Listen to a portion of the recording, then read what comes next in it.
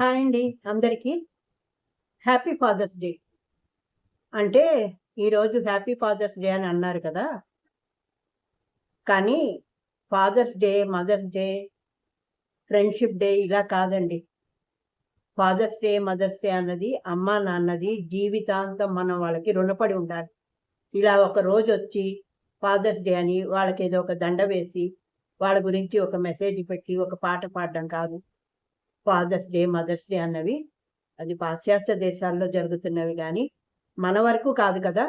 అందుకు మనమేంటంటే, మన జీవితాంతం అమ్మా, నాన్న మనకు తోడుగా ఉన్నారు గాబట్టి, మనకి ఈ జీవితాన్ని ప్రసాదించిన ఈ అమ్మా, నాన్నకి మనం జీవితాంతం రుణపడి ఉండాలి.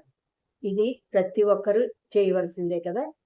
అయితే ఈరోజు ఈ ఫాదర్స్ డేని ఎందుకో నాకొక్కసారి మా నాన్నగారు గుర్తుకొచ్చారు.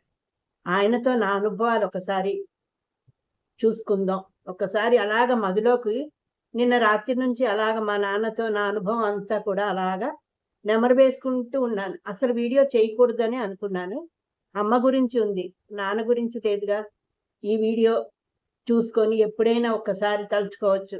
అంటే జీవితాంతం మా అమ్మ, నాన్న నా వెనకాలే ఉన్నారు. నన్ను నేను ఇంత దాన్ని కావడానికి మా అమ్మ, నాన్న చేయూత. నేను ఒక మంచి మనిషి చేతిలో పడ్డానికి మా అమ్మా, నాన్న నాకు అందించిన సహకారం. నా జీవితం ఇంత 3 పువ్వులు 6 కాయలుగా ఉండడానికి కారణం నన్ను పుట్టించిన మా అమ్మా, నాన్న. ఆ భగవంతుడి అనుగ్రహంతో. అలాంటి వాళ్ళకి చెయ్యెత్తి నమస్కరిస్తున్నాను. మా అమ్మా, నాన్నకి ఎప్పుడూ నేను రుణపడి ఉంటాను. నాన్న అంటే ఒక కొండంత ధైర్యం అండి. మన పక్కన ఉంటే అదొక అండ.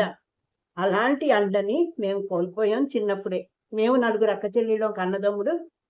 ఆఖరి పిల్లలకి మా నాన్న అభిమానం గాని, ఆదరణ గాని ఏమీ తెలీదు. కానీ ఇంటికి పెద్దదానిగా పుట్టాను గాబట్టి, అలాంటివన్నీ అనుభవించాను. మా నాన్న ద్వారా నాకేమేంటి జరిగాయి అన్నది అన్నీ అనుభవించాను. అలాంటివన్నీ నిన్నటి నుంచి తలుచుకుంటూ నా కళ్ళల్లో నీళ్ళొస్తున్నాయి.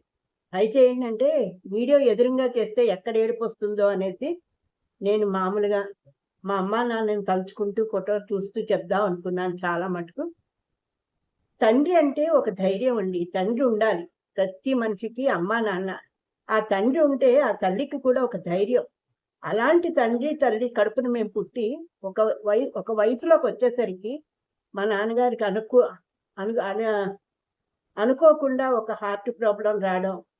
ఆయన పిల్లలకి ఏదో చేద్దాం అనుకుంటూ పాపం ఆపరేషన్ అయ్యి వచ్చి కూడా చేద్దాం అనుకుంటూ రాయవెల్లూరు వెళ్ళడం. అక్కడ ఆపరేషన్ అయ్యి అది సక్సెస్ అయ్యి కూడా ఆఖరి స్టేజ్‌లో ఆయనకి ఫెయిల్ అయిపోయి బాడీలో పార్ట్స్ అన్నీ. ఆ టైంలో మమ్మల్ని వదిలేసి మమ్మల్ని వదిలేసి ఆయన వెళ్ళిపోవడం. అయితే జీవితంలో ఒకళ్ళు ముందు, వెనక అన్నది ప్రతి ఒక్కరికి తెలుసు. కానీ ఆ జీవితంలో తండ్రి లేని లోటు చాలా కష్టం. మా అమ్మ ఎంతో అనుభవించింది. ఆ భగవంతుడి అనుగ్రహం ఎలా ఉందో తెలీదు గానీ, ఆయన మాకు కూర్చిన అన్నీ కూడా బ్యాంక్ అకౌంట్‌లు, బంగారం, వెండి అన్నీ మా చేతులతో మేము అమ్మేసుకొని, మా నలుగురు ఆడపిల్లలకి, అన్నదమ్ముడికి ఒక చేయూతనిచ్చి, వాళ్ళకొక మంచి జీవితాన్ని మా అమ్మ అయితే ఏర్పరిచింది. తండ్రి, తల్లి ఇద్దరూ కన్నారు పిల్లల్ని గానీ, ఆఖరిలో మా ఎదుగుదలని మా నాన్నగారు చూడలేకపోయారు. అది ఇప్పటికీ మాకు బాధే. ఎందుకంటే అందరం చక్కగా ఉన్నాం. తండ్రిని తలుచుకోని రోజు లేదు. అలాంటిది ఒక్కొక్కప్పుడు బాధనిపిస్తుంది. అన్ని బాధ్యతలు మా అమ్మ మీద పెట్టేసి ఆయన వెళ్ళిపోయారు. అంటే ఆయనకి కూడా ధైర్యమేమో. మా అమ్మ తన బాధ్యతను నెరవేరుస్తుంది. తన పిల్లల్ని ఎలా చూసుకోవాలి అనుకున్నారో, ఆయన బాధ్యతలను మా అమ్మ చూసుకుంటుందని ధైర్యమేమో మా అమ్మ మీద. అలాంటి అమ్మని మాకు అనుగ్రహించి, మాకు ఇచ్చేసి ఆయనైతే ఈ లోకాల నుంచి వెళ్ళిపోయారు. అయితే ఒంటరివాడిగా వెళ్ళారు. నాన్న అని పట్టుకొని ఏడవడానికి కూడా మాకు బాడీ అయితే దొరకలేదు. కాని ప్లేస్‌లో రాయవెల్లూరులో పోవడం, అక్కడే అంతా క్రిమేషన్ అవ్వడం, ఉత్తి చేతులతో మా అమ్మ మా దగ్గరికి రావడం, ఇవన్నీ తలుచుకుంటే చాలా బాధనిపిస్తుంది. కొండంత అండైన తండ్రిని లేకపోవడం, ఆడపిల్లలుగా నలుగురు ఆడపిల్లల్ని పెట్టుకొని మా అమ్మ పడిన బాధ, వేదన ఎంత అనుభవించిందో పైనున్న భగవంతుడికి ఏడుకొండల వాడికే తెలుసు. కానీ ఆయనేమి అన్యాయం చేయలేదు. ఎన్నో ఆపరేషన్‌లు పడింది. ఆఖరికి క్యాన్సర్ ఆపరేషన్‌తో సమేతం 3 సార్లు క్యాన్సర్ ఆపరేషన్‌లు, అపెండిసైటిస్, పిల్లలు పుట్టకుండా ఇన్ని ఆపరేషన్‌లు పడి, తన నలుగురు ఆడపిల్లలకి ఒక మంచి మార్గాన్ని ఏర్పరిచి, తన కొడుకు ఒక ఉన్నత స్థానంలో ఉన్నది కూడా చూసుకోకుండా ఆ తల్లి, తండ్రి కూడా బయటికి ఇది తలుచుకుంటే మా గుండె ఒక్కసారి బరువెక్కుతుంది. నేను యూట్యూబ్ ఛానల్ చేసి ఇవన్నీ ఎందుకు అంటే కొంతమంది అనుకుంటారు, ఎందుకు పర్సనల్ విషయాలన్నీ ఎందుకు యూట్యూబ్‌లో అనుకుంటారు. కానీ నేను యూట్యూబ్‌లో పర్సనల్ విషయాలు ఎందుకు పెట్టుకుంటున్నానంటే, నా తదనంతరం నా పిల్లలు చూసుకుంటారు. నేనే ఒక్కొక్కసారి ఇప్పుడు ఒంటరిదాన్ని అయిపోయానన్న ఫీలింగ్ ఒకటొస్తుంది. అలాంటప్పుడు ఇవన్నీ చూసుకొని కొంతసేపు నేను రిలాక్స్ అవుతా. అమ్మా, నాన్నని తలుచుకొని. ఎంతోమంది ఎన్నో విధాలుగా అమ్మా, నాన్నని తలుచుకోకుండా ఉండలేం కదా! వాళ్ళు మనకి ఈ జీవితంలో ఎన్నో అనుభవాలిచ్చారు. ఎన్నో ఆదరణ చేశారు. ఎంతో ఉన్నత స్థాయికి ఎదగడానికి వాళ్ళ ప్రోత్సాహం లేకపోతే ఈరోజు ఈ స్థానంలో మనం ఉండలేం కదా! అది చాలా సంతోషం. ఇంటర్మీడియేట్ దాకా చదువుకున్నాను. తర్వాత ప్రైవేట్‌గా డిగ్రీ 3 ఏళ్ళు ఒకే ఎట్ ఎ టైమ్ నేను చేశాను. కొన్నాళ్ళు టీచర్‌గా 16 ఏళ్ళు టీచర్‌గా పనిచేశాను. మా వారికి నా చిన్న ఉద్యోగంతో అండదండలుగా ఉన్నాను. అలాగా ఇప్పుడు నా పిల్లల్ని ఒక మంచి స్టేజ్‌లో చూసుకుంటున్నాను. ఎవ్వరి సహాయ సహకారం లేకుండా నా పిల్లలు చక్కగా చదువుకున్నారు. వాళ్ళ అనుభవంతోనే వాళ్ళు ఉద్యోగం తెచ్చుకున్నాడు. తను చేసుకుంటున్నాడు. ఒకడని నేనెప్పుడు ఎవరి ద్వారా ఆశించలేదు మేము. అలాగే ఆ భగవంతుడు మాకున్న దాంట్లో పప్పు, అన్నం తినడం, కడుపు నిండా తిని 4 వేళ్ళు చేతిలోకెళ్ళి నోట్లోకెళ్ళడం, అలాగే కట్టుకున్న బట్ట, కడుపు నిండా తినడం, కట్టుకోవడం బట్ట, ఉండడానికి ఇల్లు. ఇది భగవంతుడు మాకిచ్చాడు. ఎందుకు? ఆ తల్లి, తండ్రి ఆ తల్లి, తండ్రి అనుగ్రహం. వాళ్ళ మంచి ఆ మంచితనమే మాకిప్పటికి కాపాడుతోంది. మా అమ్మ ఎంత మంచిదో, మా నాన్న ఎంత మంచివారో మాకు తెలుసు. అన్ని విధాలా మా నాన్నగారు కూడా మోసపోయారు. నలుగురు మగపిల్లలు, 5గురు ఆడపిల్లలతో ఉమ్మడి సంసారంలోంచి నా ఆఖరి అబ్బాయిగా మా నాన్నగారు అన్ని విధాలా చాలా మోసపోయి, ఆఖరికేంటంటే తన ఒంటికొచ్చేసి, తన పిల్లల్ని కడదాకా చూసుకోలేక ఎంతో బాధపడుతూ ఆ జీవితాన్ని చాలించారు. నేను బతికుంటే నా పిల్లలకి ఎంతో చూసుకుందాం అనుకోని ఎన్నో చేశారు.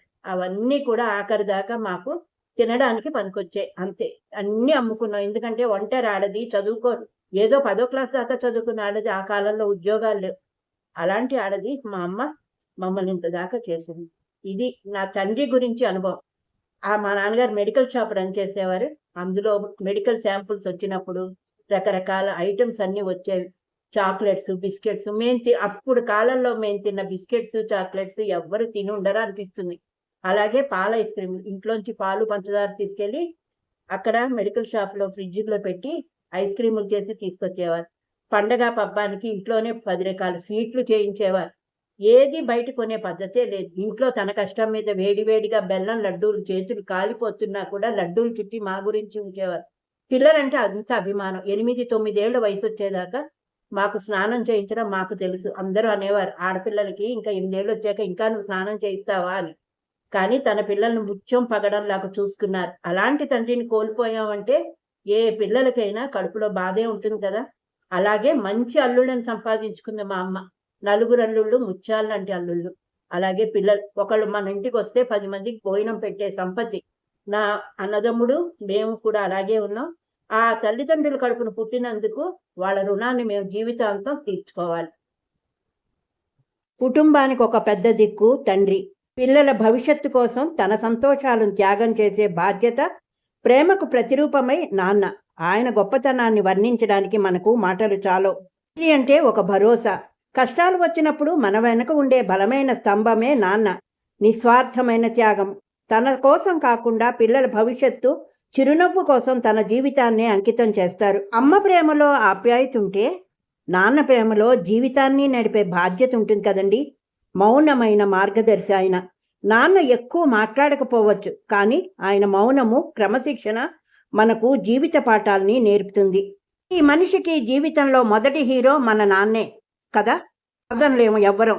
తల్లిదండ్రులిద్దరూ తమ స్వార్థాన్ని పక్కన పెట్టి పిల్లల ఇష్టాలని తన ఇష్టాలుగా భావించి ప్రతి కోరికను వాళ్ళకి తీర్చడానికే అపహర్నిశలు శ్రమిస్తారు. ఈ మాట మాత్రం నిజం.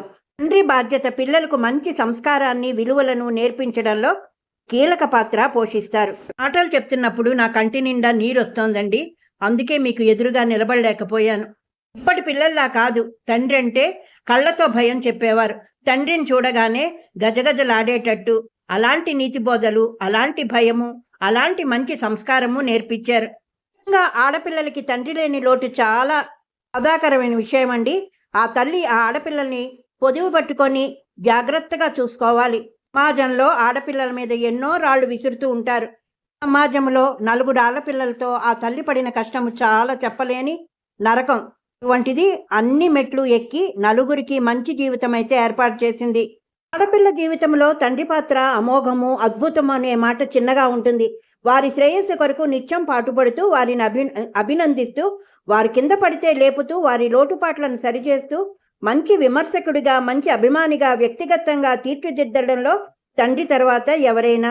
మా నాన్నగారు వదిలి వెళ్ళిన ఆ బాధ్యతలను మా అమ్మ సక్రమంగా నిర్వర్తించింది. పిల్లలకు ఎటువంటి లోటు లేకుండా. మన జీవిత కాలంలో ఏమీ ఆశించకుండా మన ఎదుగుదలకు పాటుపడే తల్లిదండ్రులందరికీ కూడా మనం ఏమిచ్చి రుణం తీర్చుకోగలం అని అనుకోవాలి. చూపించిన అనుబంధానికి శతకోటి వందనాలు, అనంతకోటి హృదయపూర్వక అభినందనలు తెలియజేసుకోవాలి.